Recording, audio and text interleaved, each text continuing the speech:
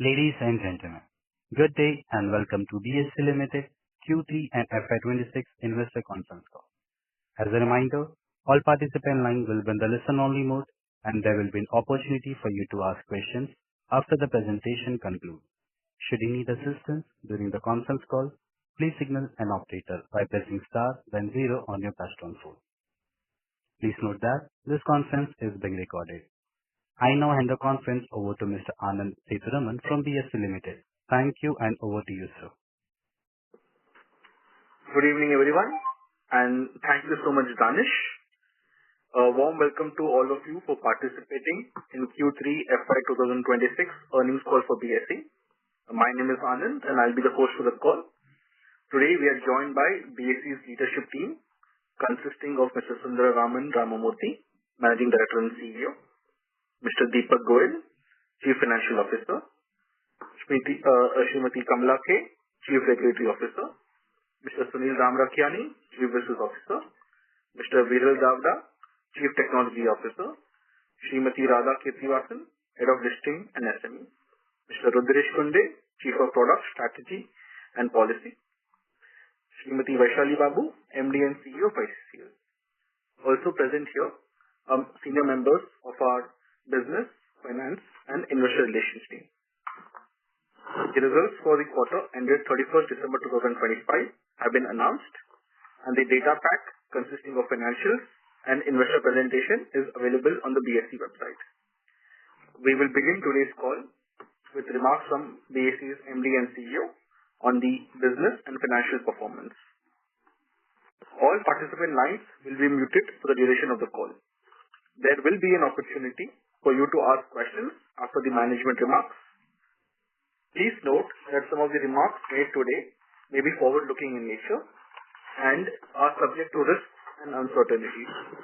The company does not undertake to update these forward-looking statements publicly. With this, I would now like to invite BSE MD and CEO to share his views. Thank you, and over to you, sir. Thank you, Anand. Good evening, everybody, and a warm welcome to all of our esteemed stakeholders for joining the call today to discuss Q3FY26 earnings.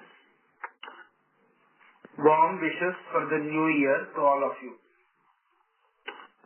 Let me first talk a little bit about the macroeconomic environment. The global landscape has become more volatile, with geopolitical tensions, trade and tariff uncertainties have weighed on global investor confidence.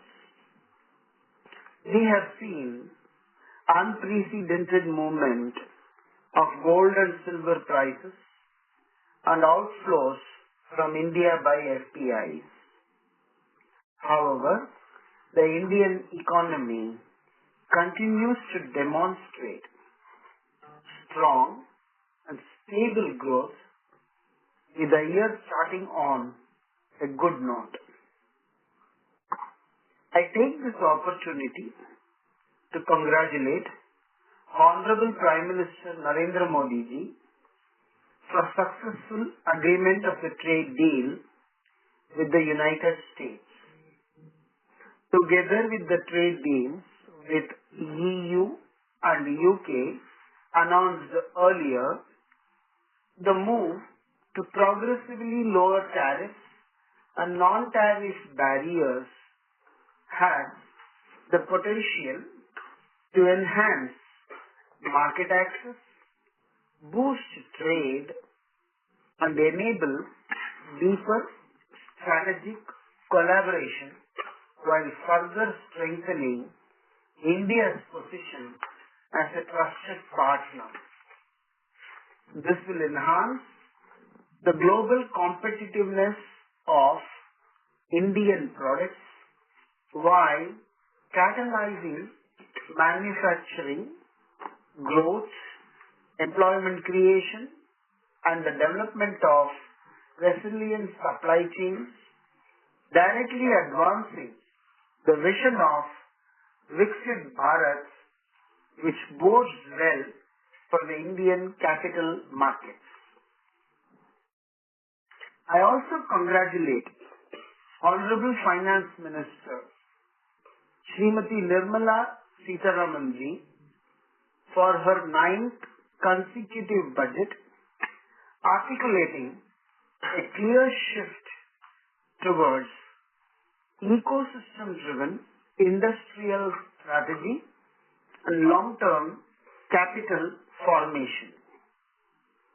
For capital markets, the budget offers a blend of structural reforms, liquidity-enhancing measures, and regulatory fine-tuning aimed at shaping deeper, more resilient financial architecture. By expanding foreign investor limits, strengthening the corporate bond framework, and maintaining fiscal discipline, the budget enhances liquidity and broadens participation. The STT adjustments also appear to be realigning investor focus towards long-term equity investment and healthier market liquidity. Additionally, the rationalization of the buyback tax removes distortion that previously encouraged tax arbitrage. Moving to Indian capital markets, the defining feature of 2025 was the composition of capital flows, not their absolute size. When foreign portfolio investors retreated during 2025's geopolitical turbulence, India's domestic institutional investors comprising of mutual funds, insurance companies, banks, and others deployed rupees 7 lakh crores during the calendar year, representing a 33% increase from rupees 5.25 lakh crores in 2024. This represented the fundamental change in market microstructure. The year demonstrated that domestic capital could manage foreign outflows without systemic disruption. Equally encouraging is the unwavering commitment of India's retail investors.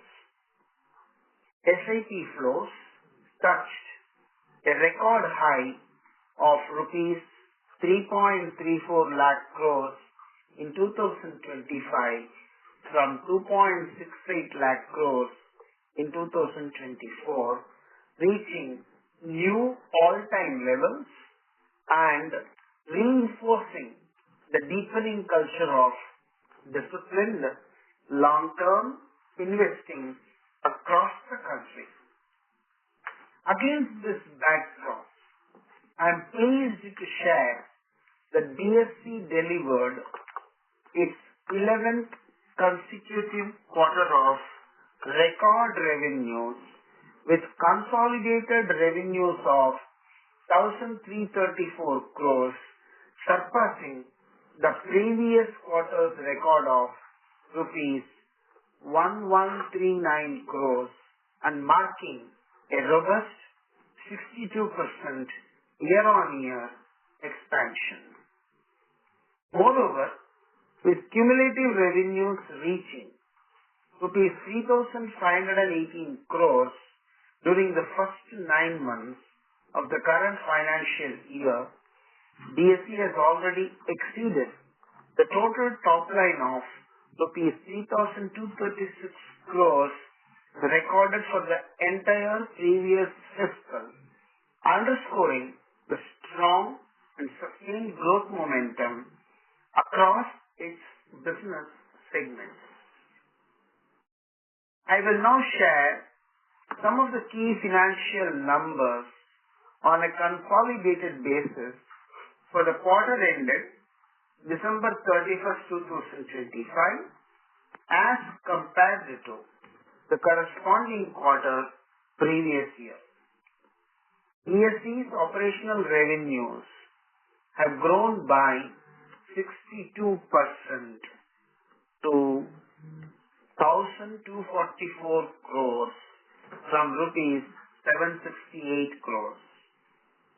Transaction charges comprising revenues from the equity cash, equity derivatives, mutual fund and clearing house segments have registered a substantial increase of 86%, rising to rupees 953 crores from rupees 511 crores, reflecting robust growth in core trading and settlement related activities. Other operating income, which includes enhanced data dissemination fees, co-location, index services, etc., have increased by 56% to rupees 92 crores from rupees 59 crores. Income from investments has increased by 47% to rupees 84 crores from rupees 57 crores.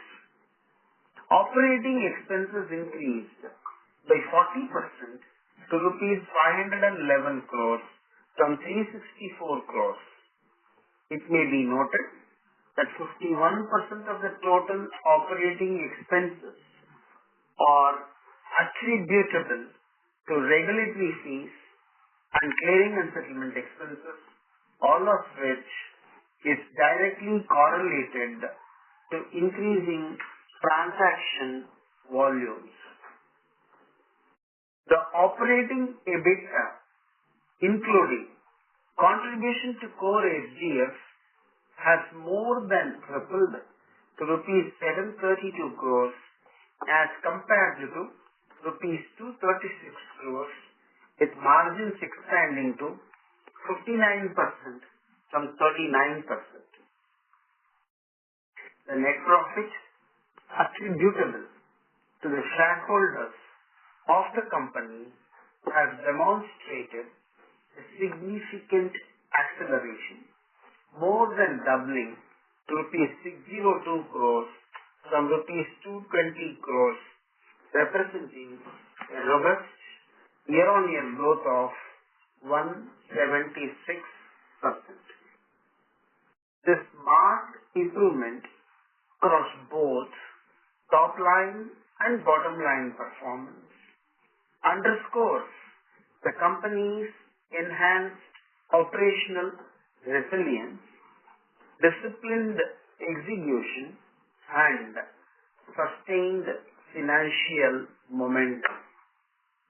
The continuation of this trajectory further reflects the breadth and depth of participant engagement across our platforms, the effectiveness of our strategically aligned initiatives, and the progressively increasing confidence that India's capital market ecosystem continues to repose in BSE.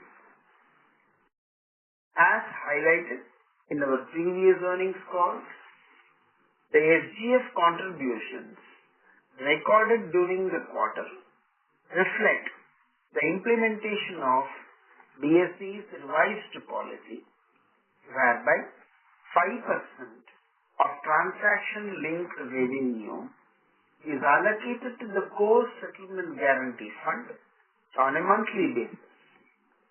The policy framework incorporates an upper limit mechanism to ensure prudent capital management while simultaneously maintaining robust and adequate risk coverage.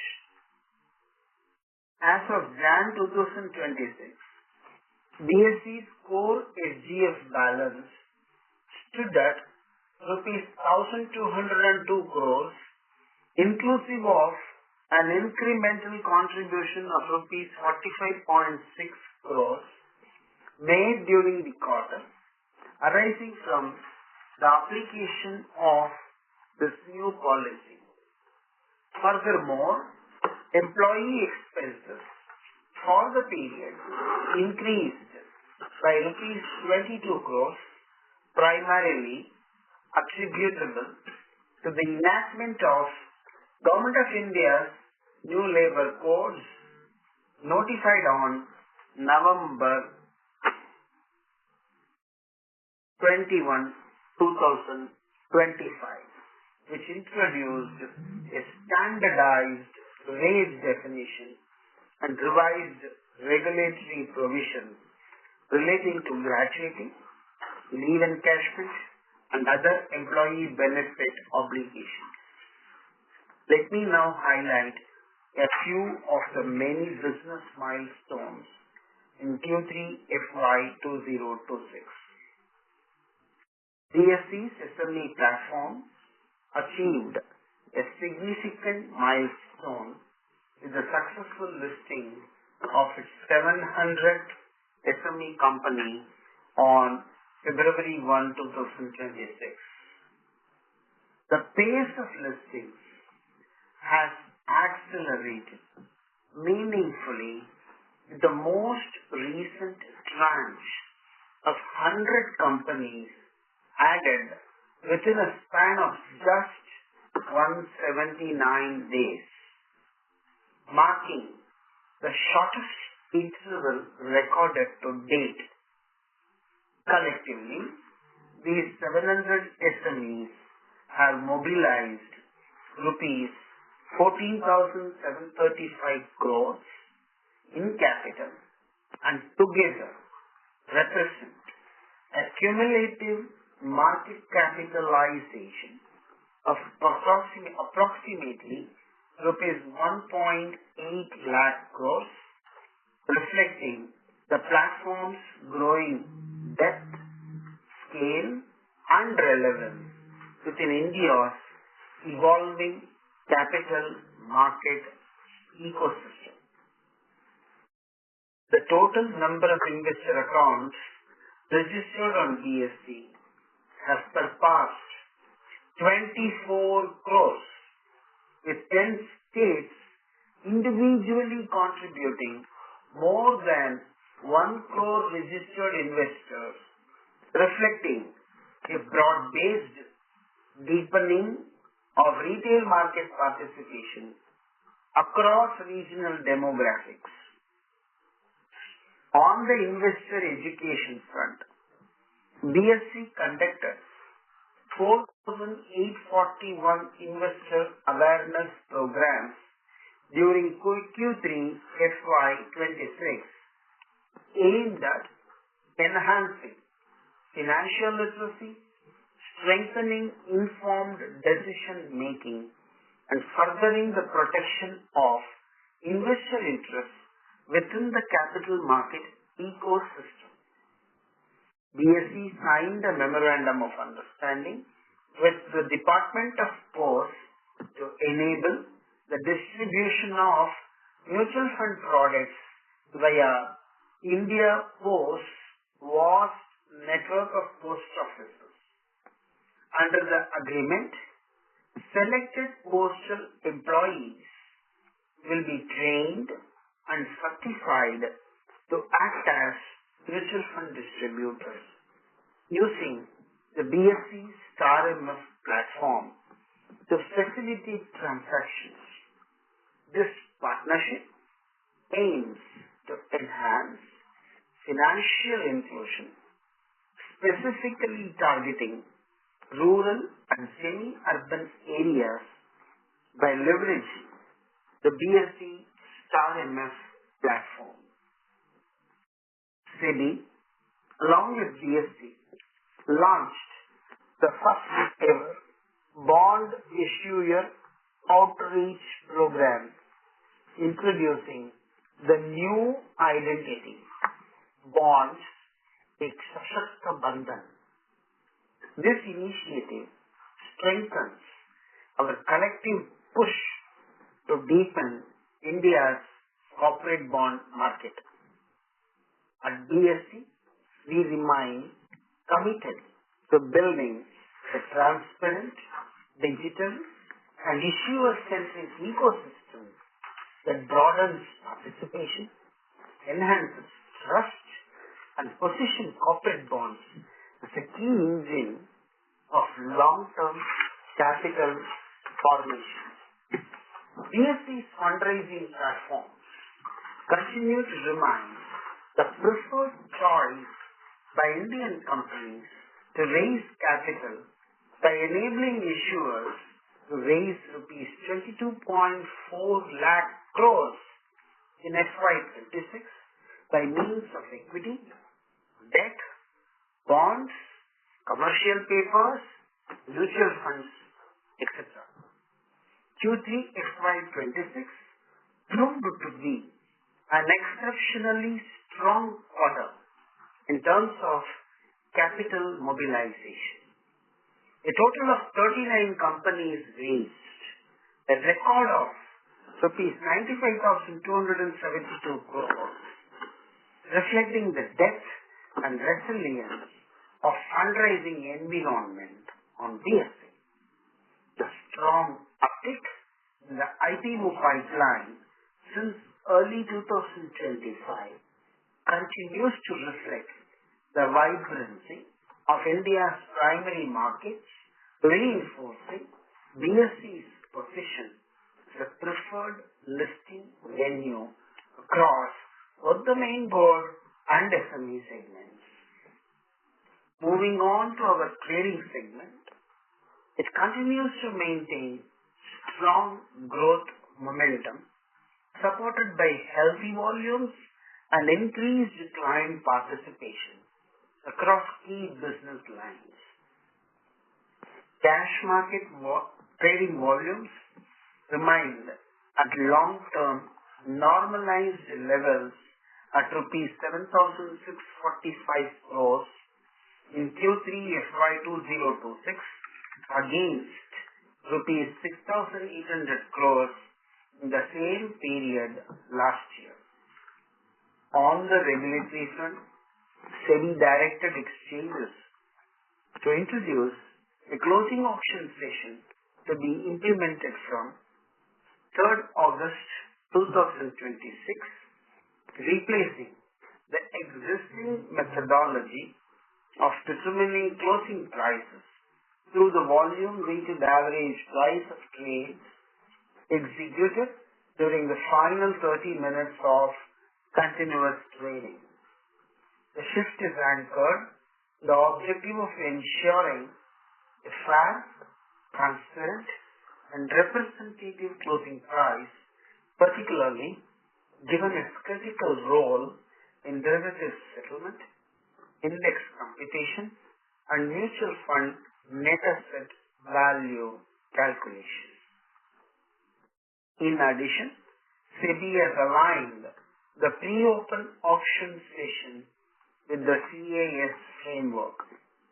The pre-open session will remain 15 minutes long, allow market and limit orders, follow a similar equilibrium price discovery mechanism with random closure, and improve transparency through dissemination of indicative prices and other imbalances. BSE is preparing to implement the changes to ensure a smooth transaction for all market participants. The BSE Index Derivative segment continued to exhibit a strong and sustained growth trajectory during the quarter, with the average daily premium turnover reaching a new record of rupees 19,459 crores, more than double recorded in the corresponding quarter of the previous year and representing a sequential increase of 30% QOQ. Following the transition to a Thursday expiry cycle, we have observed a pronounced expansion in open interest, deeper market participation, and a broadening of the contract's liquidity profile. Sensex index options has consequently advanced to rank among the most actively traded contracts in 2025. It continued momentum observed in 2026 so far. In addition, BSE has revamped the BankX index to make it broad-based and representative of the evolving banking landscape. Following this enhancement, we are witnessing a marked increase in market participation and liquidity, further strengthening the index relevance as a benchmark for investors and market participants. We remain focused on further enhancing market depth by expanding participation, evolving our product suite, particularly through the promotion of longer tenor contracts and strengthening our technology infrastructure through systematic upgrades to data center capabilities and connectivity framework. Co-location continues to constitute a strategically significant component of our broader diversification agenda, serving as a critical enabler of enhanced market access, latency-sensitive trading infrastructure, and long-term revenue stability. During the quarter under review, co-location revenues stood at rupees 48 crores, broadly in line with the previous quarter. The revised throttle charge framework introduced in July 2025 continues to support the steady performance with utilization trends remaining healthy. Turning to our mutual fund distribution business, BSE Star MF continues to serve as a strategically important pillar of our market infrastructure ecosystem, playing a critical role in facilitating retail participation, scale, and strengthening the efficiency and transparency of mutual fund transactions nationwide. During the quarter, the platform delivered yet another period of record performance, with revenues increasing 14% year-on-year to rupees 72.5 crores. Transaction volumes also exhibited strong momentum, rising 21% to 21.7 crore transactions in Q3FY26. Notably, the platform achieved a new monthly peak of 7.97 crore transactions in Jan 2026, further reinforcing its position as a high-growth, systemically critical distribution channel within India's mutual fund landscape. Moving to our subsidiary business now. BSE's clearinghouse Indian Clearing Corporation Limited, ICCL, continues to grow in Q3FY26 with equity settled turnover at rupees 8.14 lakh crores and equity derivatives premium turnover at rupees 12.57 lakh crores, the number of equity derivatives contracts settled stood at 364 crores.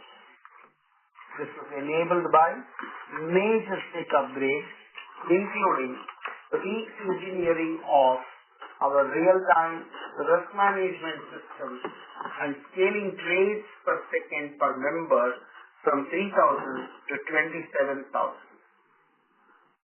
BSE Index Services, a wholly owned subsidiary of BSE, offers a comprehensive portfolio of 200 plus indices spanning broad-based, thematic, factor, and strategic equity categories, serving over 350 marquee clients both domestically and globally. As of December 2025, passive products tracking our indices have surpassed rupees 2.7 lakh crores in AUM, with 85 passive schemes benchmarked to our indices. Since the acquisition of 50% stakes from SPDJI, the company has launched 50 new indices, significantly accelerating innovation. Additionally, the company has attained RBI approval for 2 debt indices, expanding our product suite beyond equities.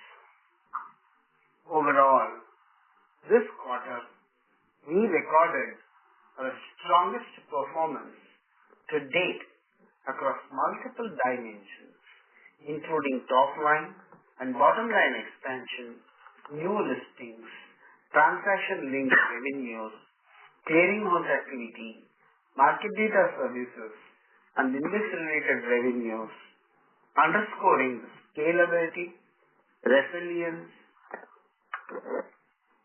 These outcomes reaffirm the effectiveness of our strategic initiatives and the deepening trust placed in BSE by participants across the financial ecosystem.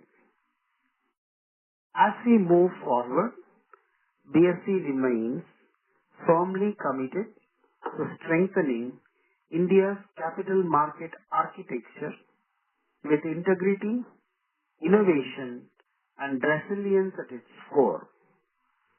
Supported by a healthy IPO pipeline, sustained retail participation, and the expanding adoption of our trading, clearing, and settlement platforms, we are well positioned to enable the next phase of market development.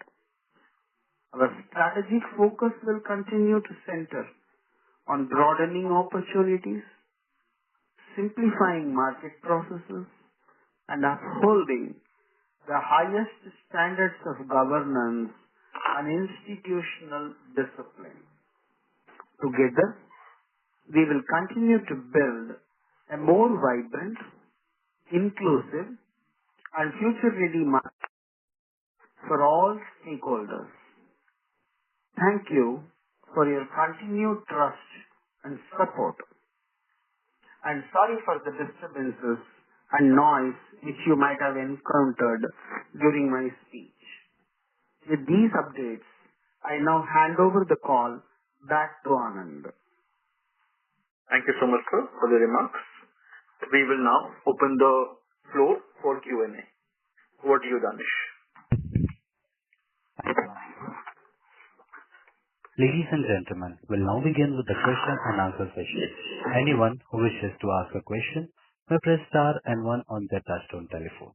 If you wish to remove yourself from the question queue, you may press star and 2. Participants are requested to use handsets while asking a question. Ladies and gentlemen, we'll wait for a moment while the question queue assembles. Before we take the first question, would like to inform you in order to ensure that the management will be able to address all the questions from the participant, we request you to kindly limit your question to one question per participant. If you have a follow-up question, please rejoin the queue. Our first question comes from the line of Sukrit Patil from Eyesight Fintrade Private Limited. Please go ahead. Good evening to the team. I have two questions. My first question to Mr. MD sir is, how do you see BSE balancing between expanding new product offerings, strengthening technology infrastructure, and protecting the profits? As investor participation and competition evolves, what will guide your decision-making process on which of these areas should get the strongest focus in the coming quarters? That's my first question. I'll ask my second question after this. Thank you. Thank you, first of all, for asking this question. I'm not sure whether these objectives that you're talking about are conflicting. Actually, I feel they are complementary. As MII, we don't strive hard to protect the top line or bottom line. We try to provide services which will suit the market's requirement and fulfill the market's demand for products and better the economy in terms of capital creation.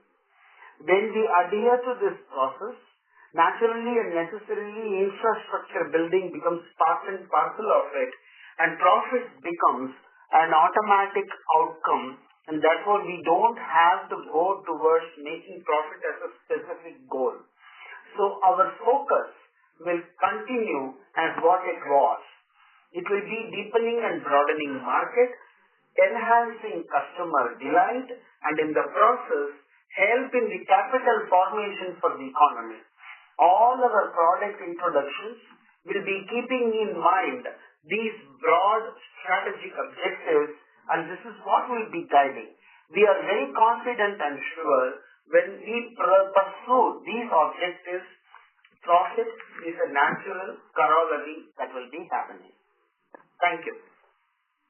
Thank you. My second question to Mr. CFO is, again along the similar lines, as BSE plans for the next few quarters or next few years, which financial signals or metrics will be most important in guiding decisions on cost control, cash flow management, and capital allocation for technological investments? How do you see these particular levers shaping BSE's ability to protect the margins and deliver sustainable value as the exchange business grows? Thank you. So thank you for this question. Protecting margin and managing costs is a continuous process. So it doesn't get driven by any one particular objective. Ultimately, the overall objective, what MD has mentioned, is what guides us in terms of maximizing capital formation, maximizing providing best infrastructure to the market, and we get guided by the development of the market. As I mentioned, cost control etc. is guiding regular process which we continue to manage. Now we request all participants to please limit their question to one per person and please follow the queue. Thank you and best wishes. Thank you so much. Again, reminder for all the participants, please limit the question to one question per participant. Our next question comes from the line of Swarab Mukherjee from BNK Securities. Please go ahead. Hi sir, thank you for the opportunity. I just wanted to understand in terms of the core SGF contribution. So the limit that you have in mind, how much runway for that is left? If you could give some color on that, that would be very helpful. Thank you. Thanks for this question. At this point of time, if you recall, we decided to contribute 5% till we reach a threshold of 150%. In this quarter, we have reached the threshold of 150%, limiting therefore the requirement to contribute the amount to lesser than 5%. That is where we stand. Okay, sir. Very helpful. I'll come back in the queue. Thank you. Thank you. Our next question comes from the line of Supratim Datta from Jefferies. Please go ahead. Hi, thanks for the opportunity. What we have seen in the last few months is commodities has emerged as a key segment of interest for both HFTs as well as retail traders. Just wanted to understand how are you seeing that category, and is that this a category of interest that you would like to build in the next coming years? Yeah. Thank you. Dattaji, thanks for this very valuable question that you have asked me. As you would recall, BSE commenced its journey in derivatives very late and very recently, somewhere around some 30 plus months back. We started it from scratch, and therefore we needed to consolidate ourselves, put ourselves in a growth path, and the policy of deepening and broadening of markets and customer relate had to be achieved. So I think slowly and steadily we are reaching there, and we do recognize the fact that commodities are very important underlyings from a nation's perspective and its overall economic development. So clearly, once we feel well stabilized in what we have started to do, and once we feel we are resilient, we will certainly be embarking on all the available opportunities, including commodities, with the same seriousness with which we took derivatives for equities. Hope this answers your question. Yeah, so when would you think that, you have become resilient on the equity derivative side so that you can pursue these, new opportunities? Honestly, 30 plus months before when I started, I never thought I will reach this place in 30 months. So it's very difficult to put a timeline. It can be anything. So the passage of for us in equity derivatives has been really swift. We hope the same way we progress further so that we can take up other areas. Thank you. Thank you. Reminder for all the participants, please limit the question to one question per participant. Our next question comes from the line of Amit Chandra from HDFC Securities. Please go ahead. Yeah, so thanks for the opportunity. So my question is on the strategic direction that you laid in terms of gaining market share in the in the cash segment, and also improving on the monthly contribution in the option side and also the institutional participation. So where we are in that journey, maybe if you can update us versus last quarter commentary, and also in terms of the market share that we see in terms of co-location and clearing corporation. We are currently in terms of revenue market share for colo, we are at 14%, around 14-15%. In clearing corp, we have gained to around 25 to 27%. So is it fair to assume that these market share will converge to our options market share eventually in the on the cash market segment? And in the monthly options to start with. As far as cash market segment, clearly we felt there need to be a level playing field in the market, which was absent. So with lot of regulatory advocacy, common contract notes were brought in place. What we are understanding from the market participants is that while they absolutely realize the benefits of common contract notes, when they seek algo approvals so that the SOR can be implemented and best price execution could be implemented for the market participants, there are quite a few bottlenecks that they are encountering. We are very confident that wisdom will prevail and the market will be ready to embrace competitiveness with open mind so that the market participants get the benefit of best price execution and become exchange agnostic. I think it's a transformation and it's therefore a journey. All participants need to embrace what is good for the market without thinking what is good for themselves. And we are confident that it will happen. More and more participants are getting aligned with this. Particularly mutual fund and insurance companies have started seeing the benefits of embracing this path and getting the benefits of best price execution. As far as long term, rather than always we used to measure it in terms of other than weekly expiry, other than the current weekly expiry, our market share has started. Market share means the share of whatever we trade within that has started growing. And earlier we were nothing there in the next week and next to next week. Today we are very proud to say, including the monthly, other than the current week, total volumes of around of ours, 5% comes from that.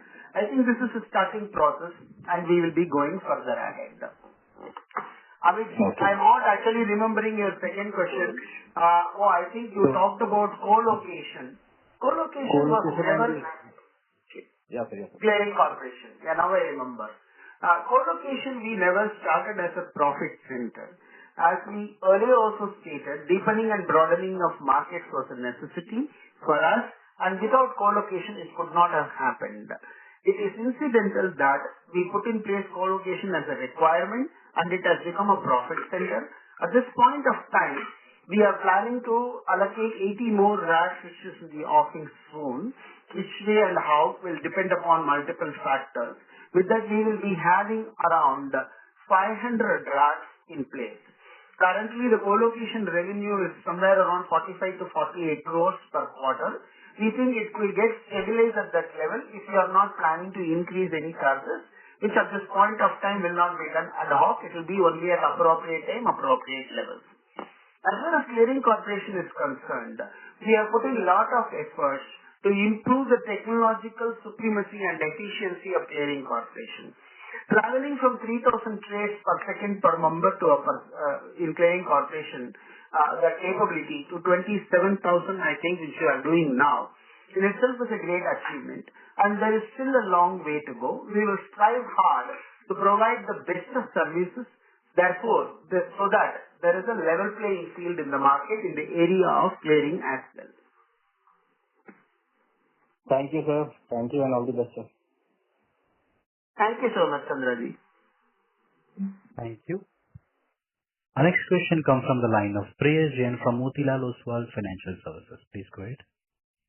Yeah, hi, sir. So my question is on stock options. How do we kind of scale up that segment? Is it linked to the cash volumes, and what are the efforts and what are the plans for that particular segment? Because I think that's a decent part of the industry volume in terms of premium turnover, and the premium to notional is also significantly better there. So what are the thoughts on that particular category over the medium term? It's a very good question that you are asking. BSE always looks for product diversification in its portfolio. Certainly, therefore, stock options would be one of the areas which we will be looking into. As you would be knowing, comparatively, stock futures were more attractive products for the market compared to stock options. The stock options were therefore getting slightly lesser attention compared to stock futures.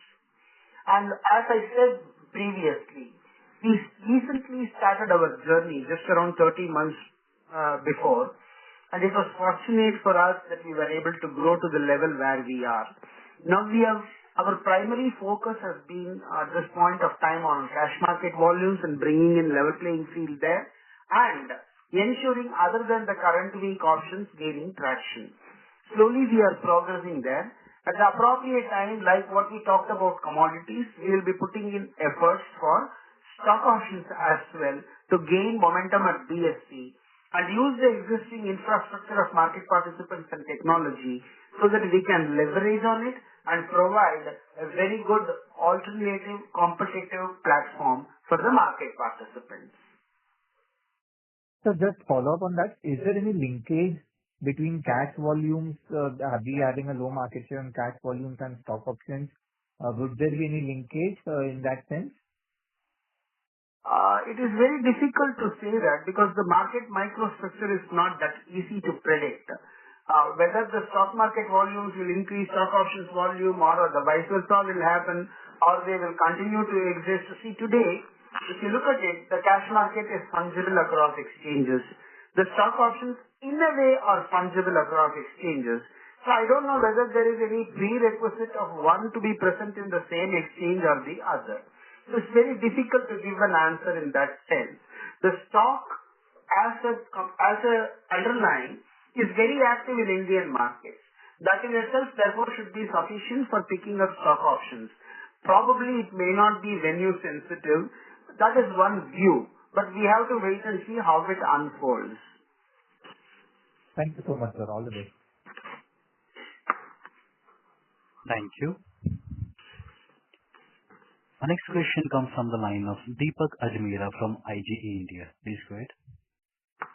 Thank you. Thanks for the opportunity and congratulations on great set of return, and also congratulations considering or looking at January number where Sensex is higher than the NSE in terms of national turnover Nifty. So my question is on the charges. To my knowledge, premium compared to the turnover, we are charging lower than the NSE. So what is plan there to increase this? Thank you. Ajmera ji, thank you for your congratulatory messages and thanks for kindly attending this call and asking this question. And thanks for noting the way in which Sensex is growing. At this point of time, the charges that we make are around 250 rupees lower on a per crore basis.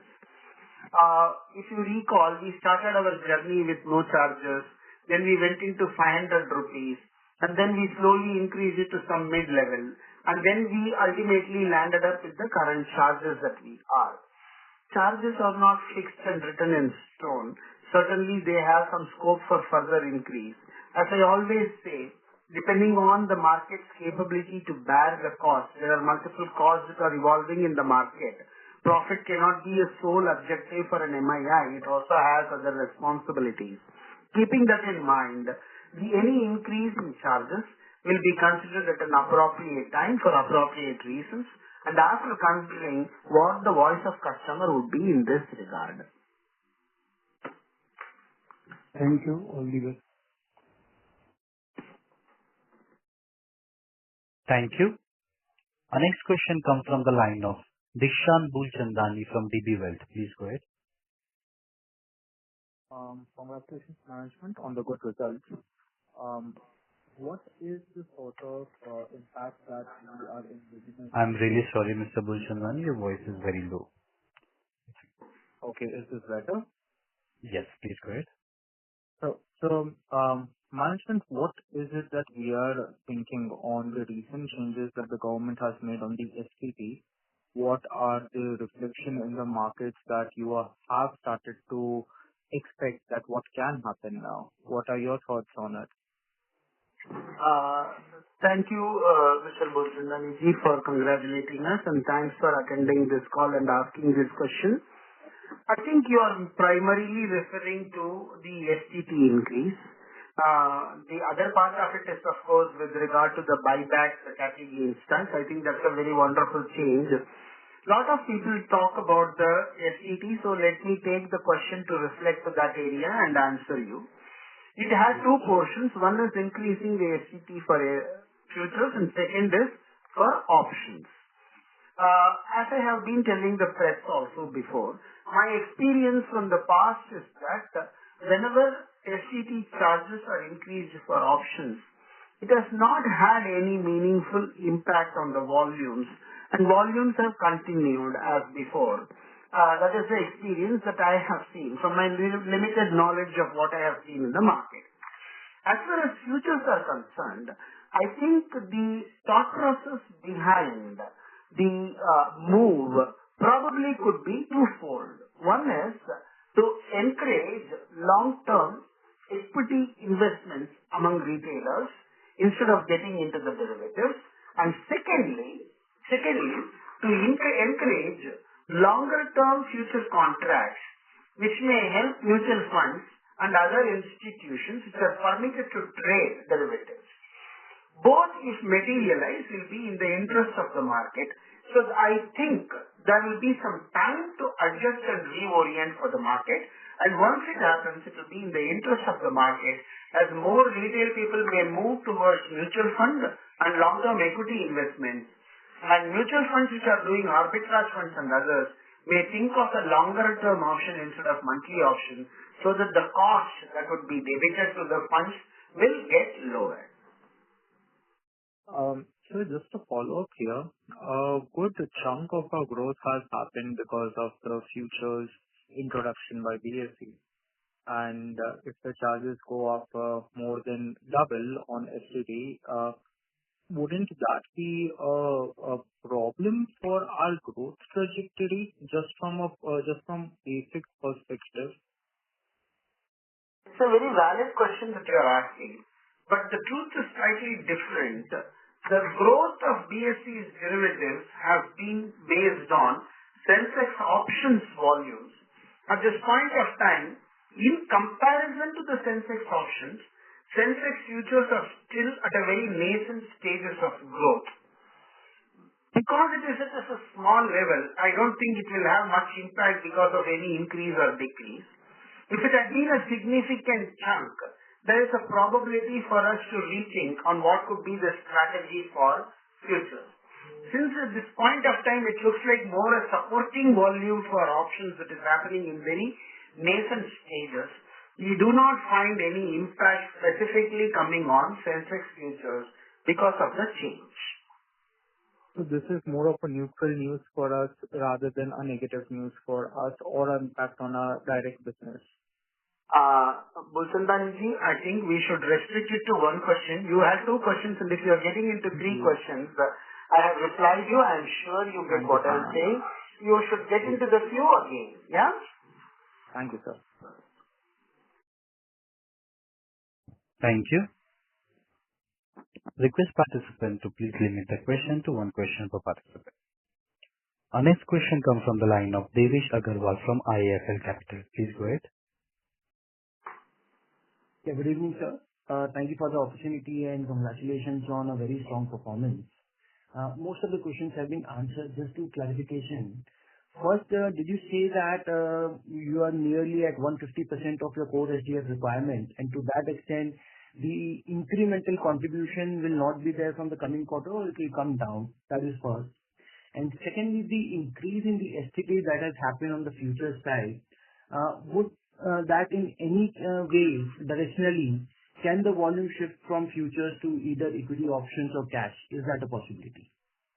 As far as the SGF, if you look at it, most of the time, what we talk about SGF is more on a retrospective basis, and a prospective basis is not very amenable for prediction. That is why a ad-hoc number of 5% and 150 were arrived at by us to prevent any shocks.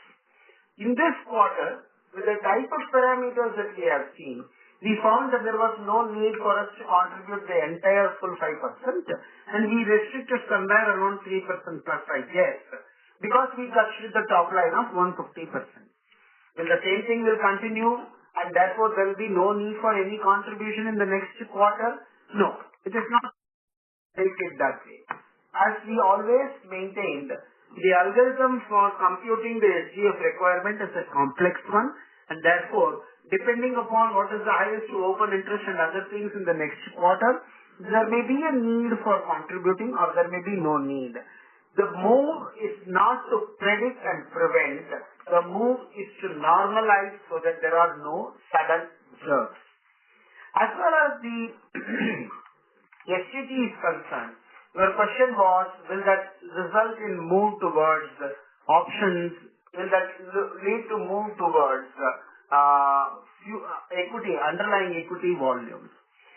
My impression is that the way the futures STT is structured, I think it is more to encourage people, particularly retailers, to think of participating in longer term equity, and for mutual fund and others to think about longer term futures instead of monthly futures. So that would be the result. Options at this point of time, for various reasons, in a growth trajectory. Because of that, while the growth may be slightly slower compared to what it was, I think it will still grow and may not show any severe impact because of the STT increase. All these are what we consider could be truth. The time will tell what is the right thing, and maybe we have to wait and watch to see what type of reaction the market has. Because market cannot be just predicted with our own understanding. Market is complex, and so we will have to wait and watch, is my reply to your question. Understood, sir. Thank you so much and all the very best. Thank you. Thank you so much. Ladies and gentlemen, due to the time constraint, that was the last question for today. I now hand the conference over to Mr. Anand Sethuraman for closing comments. Thank you, and over to you, sir. Thank you so much, Danish. Thank you everyone for joining the call today. If you have any further questions, please feel free to reach out to us at bse.ir@bsenet.com. Thank you. Thank you, Anand, sir. Ladies and gentlemen, on behalf of BSE Limited, that concludes this conference. Thank you for joining us, and you may now disconnect your lines.